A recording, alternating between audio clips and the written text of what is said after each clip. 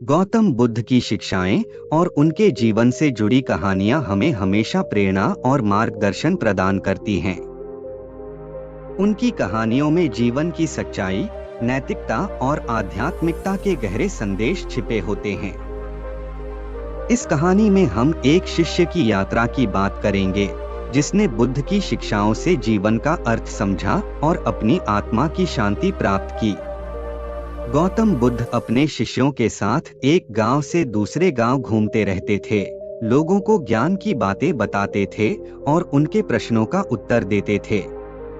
एक दिन बुद्ध अपने शिष्यों के साथ एक छोटे से गांव में पहुंचे। वहां के लोग बुद्ध के आगमन से बहुत खुश हुए और उनके स्वागत के लिए एक सभा का आयोजन किया।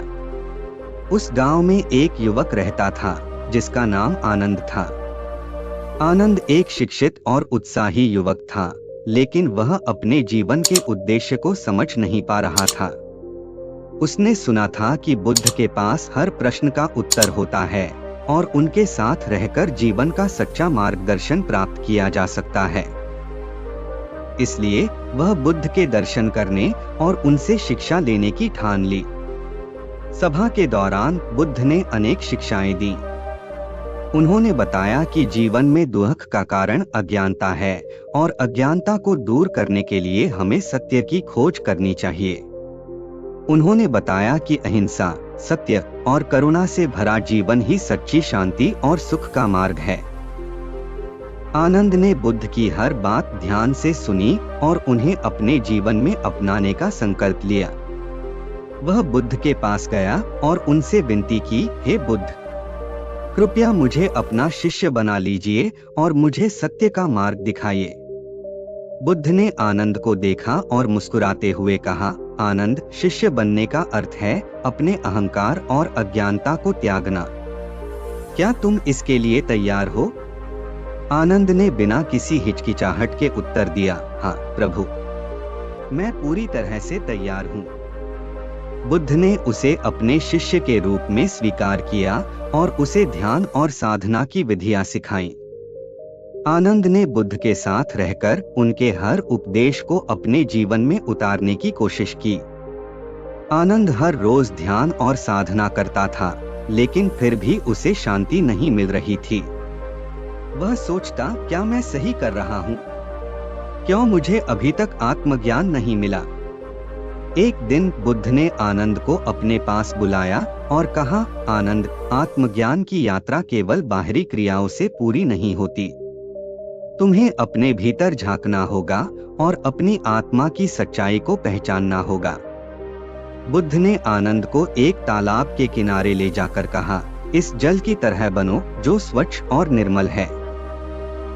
ध्यान में डूबकर अपने मन को स्वच्छ करो, तभी तुम्हें सच्ची शांति मिलेगी।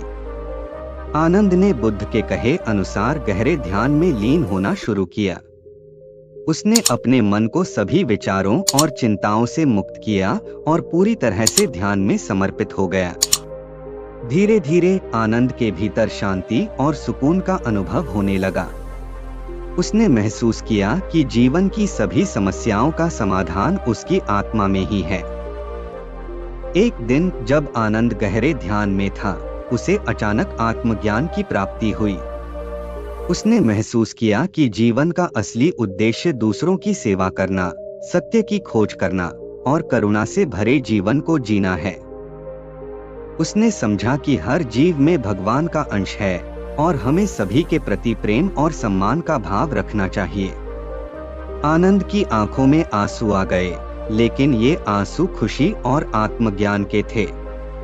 उसने बुद्ध के पास जाकर उनके चरणों में प्रणाम किया और कहा, हे प्रभु, आपके आशीर्वाद से मुझे आत्मज्ञान की प्राप्ति हुई। अब मैं समझ गया हूँ कि जीवन का सच्चा अर्थ क्या है। आनंद ने अपने आत्मज्ञान को केवल अपने तक सीमित नहीं रखा। उसने बुद्ध के साथ रहकर और भी लोगों को शिक्षित करने और उनकी मदद करने का संकल्प लिया। उसने गांव-गांव जाकर लोगों को बुद्ध की शिक्षाएं सुनाई, उन्हें ध्यान और साधना की विधियां सिखाईं और उनके जीवन में शांति और सुख का प्रसार किया।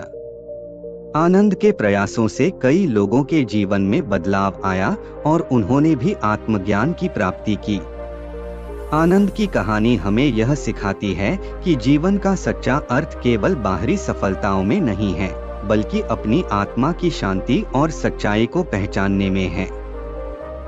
गौतम बुद्ध की शिक्षाएं हमें सही मार्ग दिखाती हैं और हमें अपने जीवन को सार्थक बनाने की प्रेरणा देती हैं। इस कहानी के माध्यम से हमें यह समझना चाहिए कि आत्मज्ञान की यात्रा कठिन हो सकती है, लेकिन इसे प्राप्त करना असंभव नहीं है।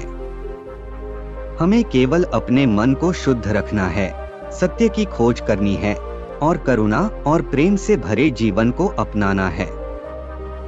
यही जीवन का सच्चा अर्थ है और यही हमें सच्ची शांति और सुख की ओर ले जाता है।